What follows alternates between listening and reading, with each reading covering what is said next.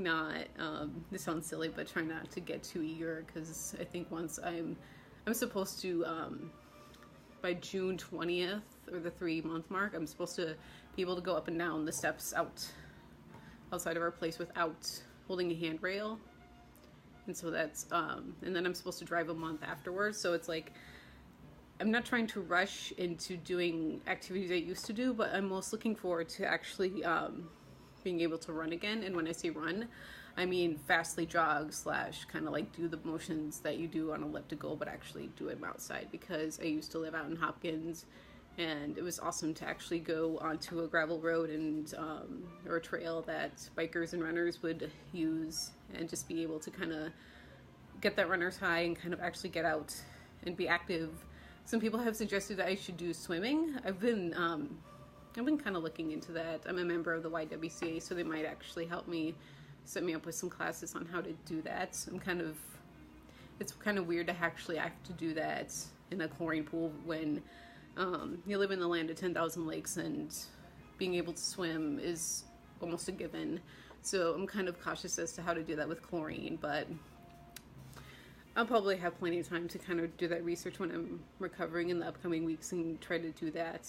But yeah, it's going to be really interesting transition, and being able to actually say that I have 2 good knees, but I'm most looking forward to getting to a point where I can run again. I have to lose weight.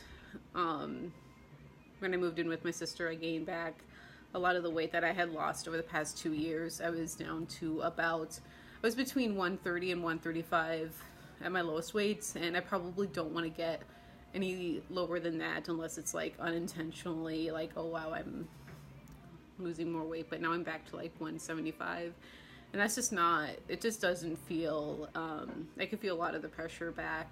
I don't want to try to blame myself too much for that, but trying to jog with that kind of weight on my body has just been tough. My joints have been aching because of that. So, and running has been one of those things that I did do that actually did help me lose the weight. And when I say run, obviously I use like C to 5K, C to 10K apps. Not a whole lot of high impact, but just stuff that gets me sweating. Maybe I might look into doing dance classes, but the point is that once I get down to the weight I used to be, it's going to feel a lot better, just with me being a person, me being able to move. Yeah, there's also the issue of, I probably haven't told anyone, a whole lot of people, well, I did actually post a thing on Facebook about my car.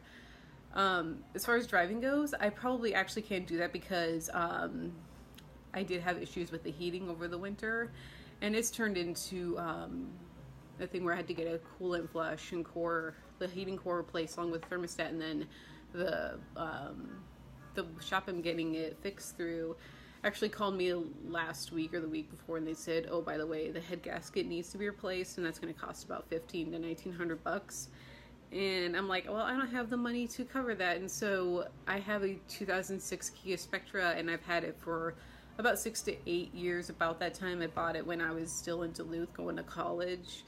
It has 155,000 miles on it, so it's at the point where it's like, well, I don't really feel like it's that salvageable, and so probably going to be using the bus just to get to work, and then Jimbo's going to actually bring me home when I'm done at the library. I could either borrow his car, or Ren, my sister, it'll be a lot easier to replace or do brake work on her Ford Fusion, because that's been an issue for her, and she actually works downtown, so I could actually borrow her car if push came to shove. So I have ways to actually get around. It might actually be nice to not have a car, because if I live in Uptown, and there's like so many, it's harder to find parking on the weekends, obviously, because we live so close to Hennepin and Lake and Lagoon, where there's a lot of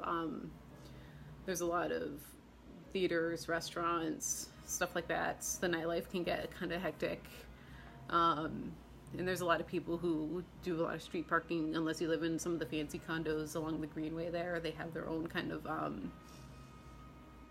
I think they pay an extra fee to actually park underground. But we don't have that because my boyfriend and I actually live in a mid-century kind of condo with only about 8 units. Anyway, we live in the very basement-y one. But yeah, there's about 2 or 3 floors above us, but most of the people who live in like our unit or our building have to park on the street. And that's been, and even in the winter with the snow pushing people more and more into the street with all the snow drifts, it's been just chaotic to try to find parking. So it's actually kind of a good thing that I won't be using my car a lot. I can just go, the Uptown Transit Center is about 3 blocks west of where I live, and so it's kind of a pleasant walk just to go there. And so it'll be kind of like how I used to take the number 12 bus to get from Hopkins to downtown to go to MCTC to go to classes there, and being able to walk around a lot might actually be a good thing for me. So yeah, all this hair is gonna go. Like, look at this. Look at all this. This needs to go before I have surgery, so I'm in the grocery store recording this quickly before I actually go to Aveda today. Now it's Tuesday at 10:30, so yeah. Yeah, I'll see you guys soon. So it used to be pretty long, but now, it's not really the best hair, but I got it cut. The gal put in some waves for my hair, so it's a day old cut.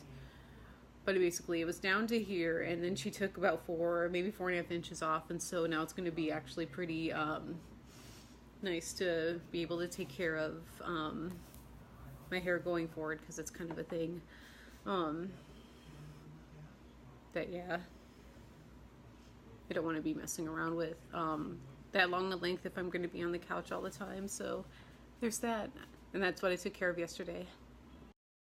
Look who got maybe a get well card. I'll open it soon. And lastly, here's the card that my library colleagues, this was on the keyboard on my desk like you saw there.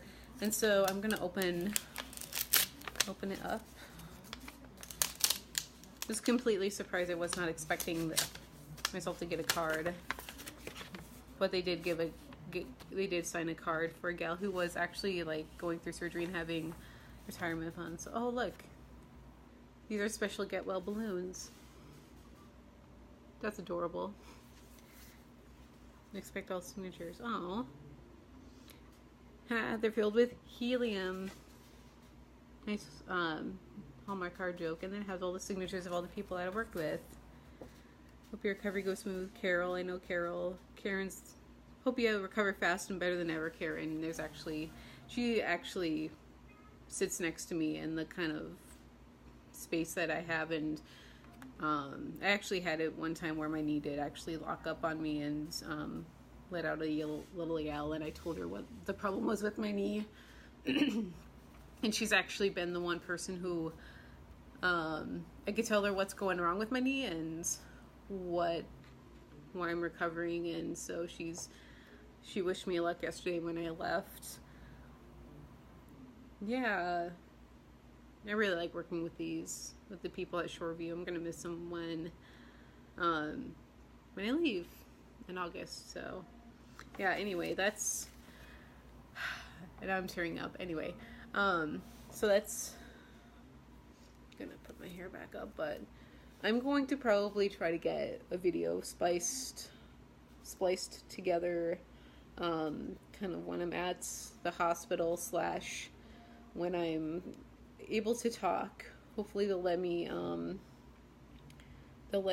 do just a quick video if I have to stay overnight for them to observe pain levels. So I'm going to be going in for surgery on Thursday, be there overnight, and then check out is at 11 on Friday. But hopefully I'll get a video to you guys over the weekend, and you'll see kind of me waiting when I'm at the hospital and kind of after surgery, and get the first look to what my knee's gonna look like for a little while. So yeah, I will keep you guys posted. Thank you guys for watching my video, and I hope to talk to you guys soon.